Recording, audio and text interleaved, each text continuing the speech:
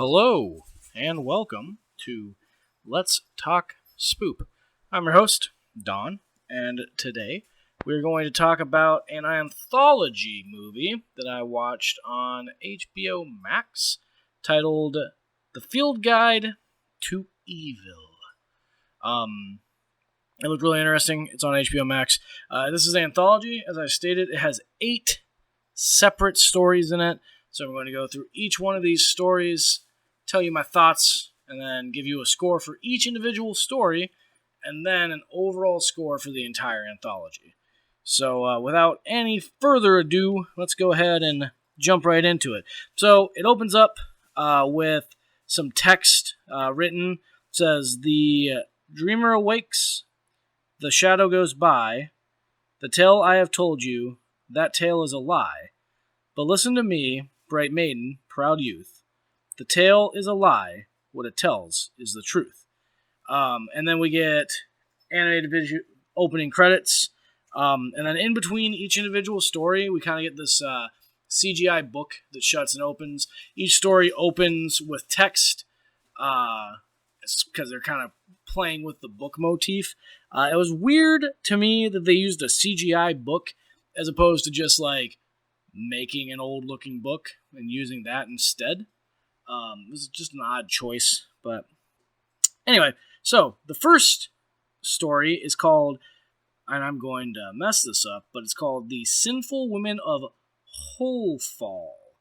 The opening text is, "Once upon a time in Austria, when life and love were still a sin, this tale about monsters brought to human bedsides at nighttime. Monsters born of guilt and fear, but to deprive us of our life's breath." Correction, sent to deprive us of our life's breath. Man, I'm having trouble reading my own handwriting. And then it transitions to a woman milking a goat. Starts sucking milk directly from the goat. It's really weird.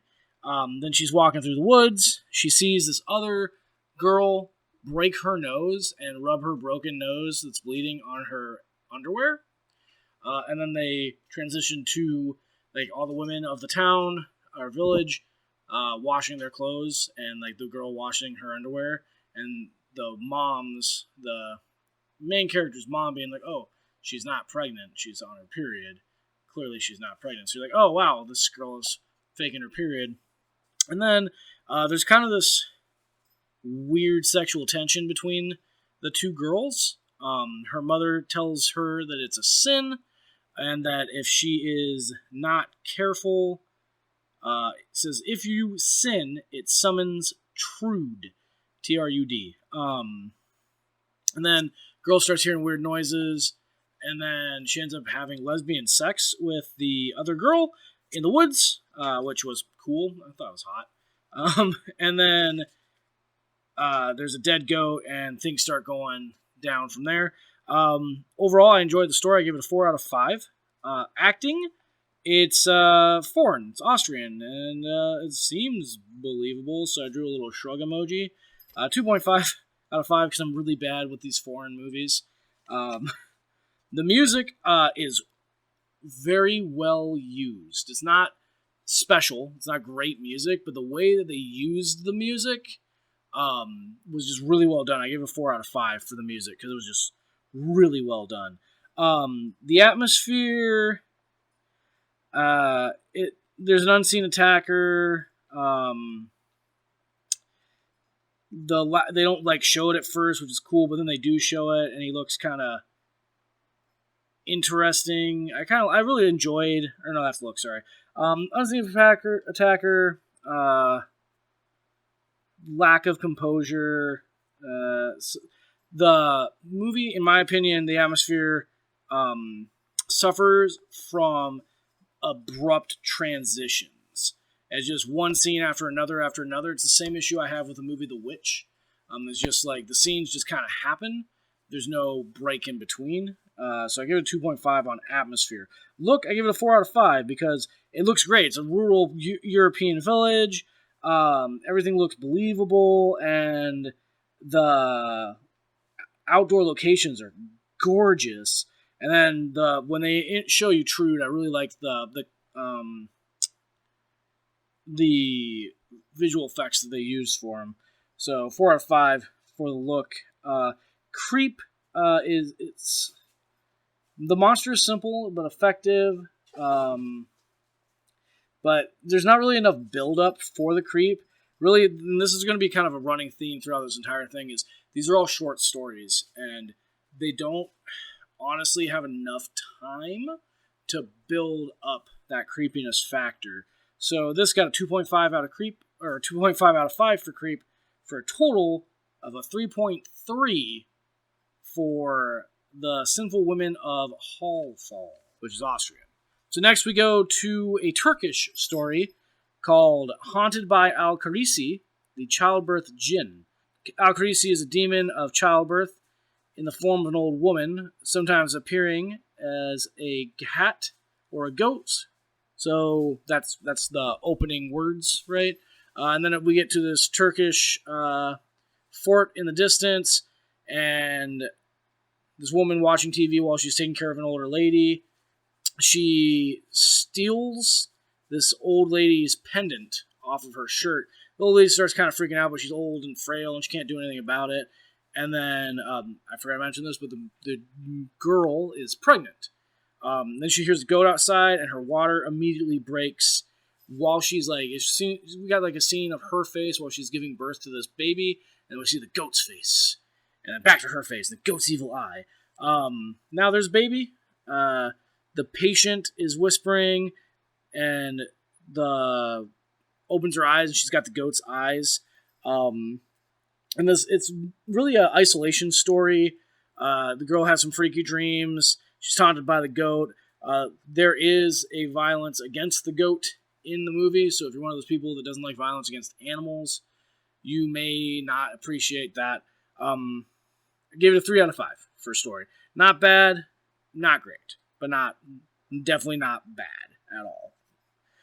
The acting is actually pretty good. There's very little dialogue. It's a lot of emoting, right? And she emotes very well.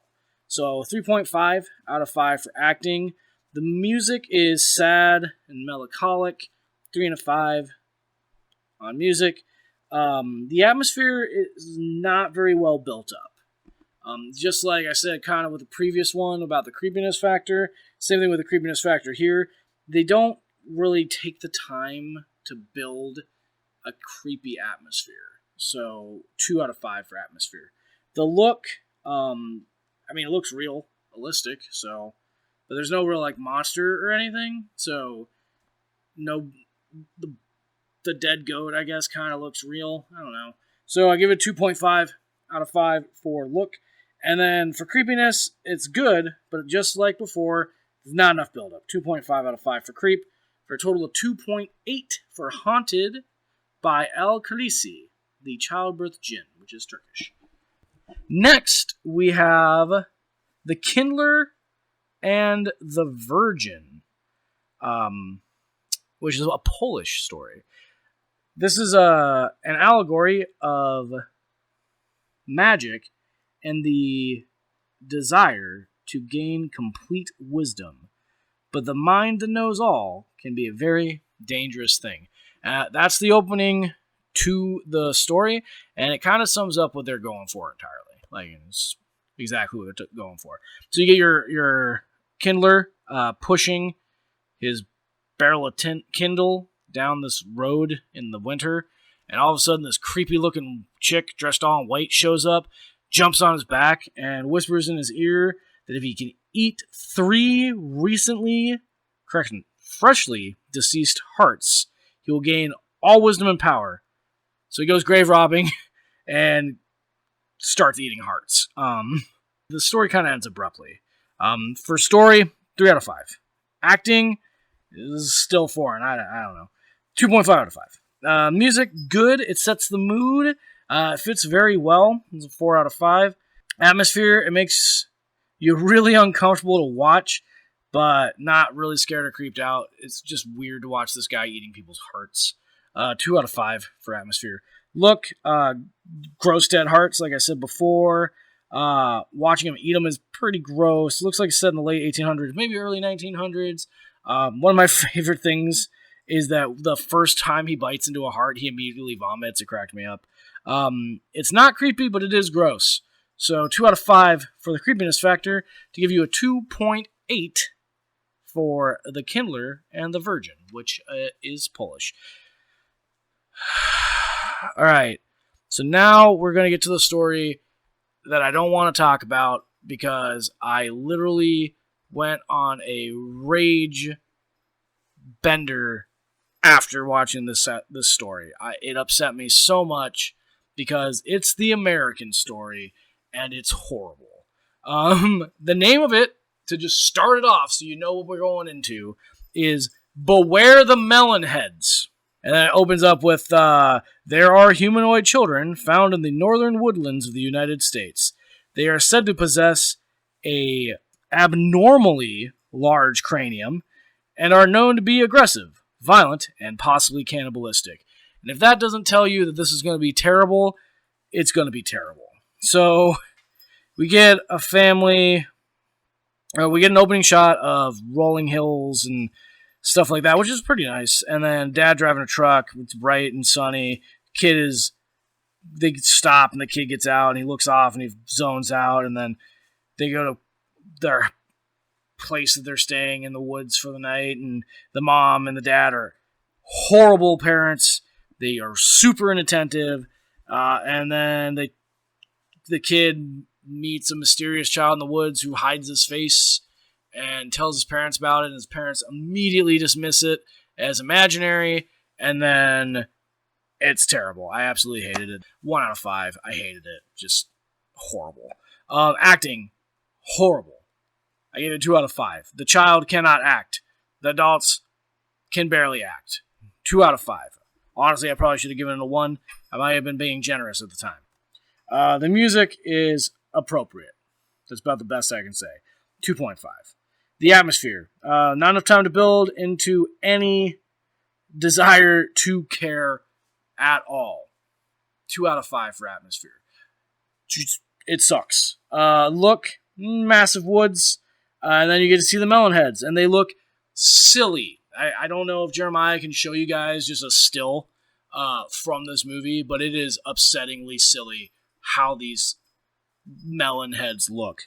The special effects are really bad. It is not scary, so creep, it is not scary. My disappointment is maximum. 1 out of 5. I think this may be the worst review I have done for anything since I started doing reviews on this channel. It was upsetting as an American to see that we get these amazing, well done, deep stories from Europe, and the American story is utter garbage. So that was Beware the Melonheads. Again, the American story. The next story is a redeemer. It was pretty good. It's Whatever Happened to Panagus the Pagan, which is a Greek story. It opens up with the text like all the other ones, and it's a really long word that begins with a K that I cannot pronounce. It's like Kilashangazanas. Yeah. Are the lowliest of devil's children. They brood underground all year until Christmas Day, when they visit empty houses and play tricks on people. In parts of Greece where pagan customs are still alive, the dare to mingle among the drunk, beast-like humans. And it's the opening, that's what it says. And then you get this cool-looking, foggy underground. There's a demon, and then you get this cut to a guy in a tavern who's like telling the story about whatever happened to Panagus the Pagan. And you get a flashback, and the whole story is a flashback. It's narrated by this guy who does a pretty good job. You get to see drunken debauchery, and then this goblin, they call it a goblin instead of a demon, shows up, and then they end up doing really messed up things to this goblin. And they go to what's called the Hole, which is not an allegory for anything sexual. So get that out of your heads. So overall, for the story, 3.5 out of 5. I enjoyed it. Acting, I can't tell. It seems pretty good. The narrator sounds very solemn in the way he's delivering it. So a 3 out of 5 on the acting. The music is good. It's dark, cryptic. It fits. It helps with the aesthetic. I really enjoyed the aesthetic. So 3.5 out of 5 for the music. The atmosphere, it's fantasy-esque. Set in 1984. It felt very ethereal. So a 4 out of 5 for the atmosphere. The look, the goblin is cool. Lighting and look in the whole is really good. A 3 out of 5 because in some lighting the goblin looks really fake. So 3 out of 5. And then it's not creepy, but is a cool kind of exploration of like group hysteria, mob mentality with like a fantasy setting. So a 2.5 out of 5 for creep, because when you think about mob mentality, I find that upsetting. So overall, 2.9 for Whatever Happened to Panagus the Pagan, which is a Greek story. The next one is The Palace of Horrors, India. What I found interesting about this one that takes place in India is that it's narrated by a British guy, and it's mostly in English. Whereas the other ones were in the voice or in the language of whatever country they were from. This one is not really in Indian. Anyway, so the story, it opens up with text based on a Bengali folk legend over the summer of 1913, deep within the ancient Sunderland, and veiled from the outside world lies a crumbling palace, home to strange rites and barely human curiosities collected by a deranged king. And then we get a black and white photo of people exploring India, and then it transitions into action. The whole thing is in black and white. We get an ominous voiceover about this guy talking about, explaining what they're doing there and how they work for the Ringley brothers, and they're trying to find like new attractions. The locals refuse to get closer to this castle in the woods. This creepy Indian lady works there.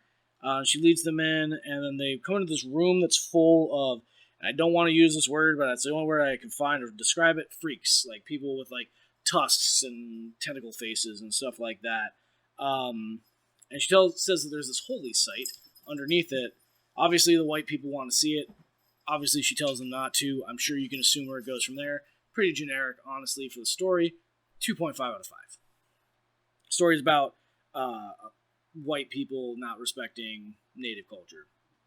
Fairly common in horror movies. So 2.5 out of 5 for story. Acting, it's about average for British people. 2.5 out of 5. The music is gentle. It slowly rises in pitch and volume. It sets the mood. 3 out of 5 for music. The atmosphere, it leaves a lot to your imagination. I like the black and white to keep me engaged, but really there's just not enough going on. So 2.5 out of 5.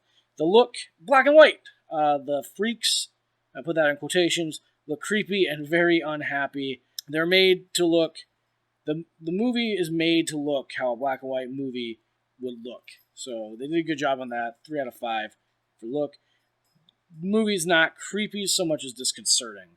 When you watch it, if you watch it, you'll understand. 2.5 out of 5 for Creep, which gives us a total of 2.7 for The Palace of Horrors, which is Indian. Indian is in India. Next, we come to Nocturnal Breath, which is a German story. So, starts with, a Druid is a Bavarian malevolent spirit that leaves the body of the possessed to hunt and spread disease. The person lies there, lifeless, until the spirit returns. If the Druid is killed, the person remains dead. And then it transitions to a guy hunting. He finds that his trap has been triggered out in the woods, goes back to his farm, walks in on his sister bathing, and then we see the Druid leave her shortly thereafter, and then climb back into her, and then it kind of goes from there. I really enjoyed, I don't want to give too much away on this one. I gave it a 4 out of 5. I enjoyed the story. It was very good. The acting is well emoted, making the language barrier less of an issue for me, so 3 out of 5 for acting. The music is good. It's slow, really holds your attention. So 3 out of 5 for music. The atmosphere, it's good. It well established to show how these characters are helpless. 4 out of 5 for atmosphere. The look is German countryside. The girl has when the druid goes back into the girl, her eyes turn red, which I thought was really cool. And the way that the angles were shot were made as if you were being watched, or as if they were being watched and they didn't know it. It had kind of like a filter, like a foggy filter on it, which I thought was well done. So 4 out of 5 for the look. Creep, not scary. There's some creepy, insinuated incest undertones, but it makes you feel more like you're experiencing their helplessness, but not really scared or creeped out, right? But it was good. But 2 out of 5 for creep. Overall, it gets a 3.3 for Nocturnal Breath, which is, again, German. And finally, the last one, Cobbler's Lot, which is Hungarian.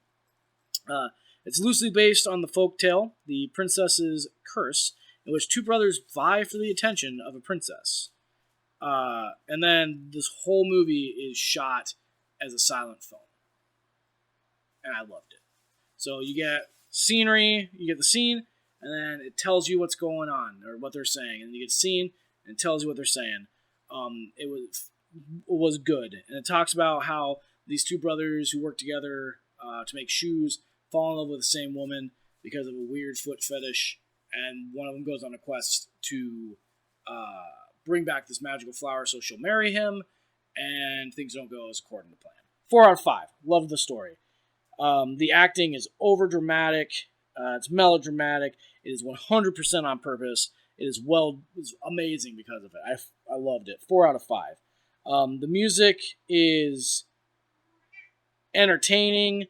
It's perfect for what they're going with for the motif. Very energetic. It feels very Eastern European.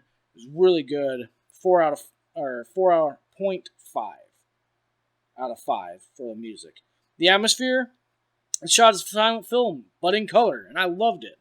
4.5 out of 5 for the atmosphere. The look is straight out of Grimm's fairy tale, or like classic movies that are based off Edgar Allan Poe. 3 out of 5 for look. Creep, this is where I get a problem. It is not scary at all. I enjoyed it so much, and I really don't want to have to give this a 1 out of 5 for Creep, but it gets a 1 out of 5 for Creep. It's not scary.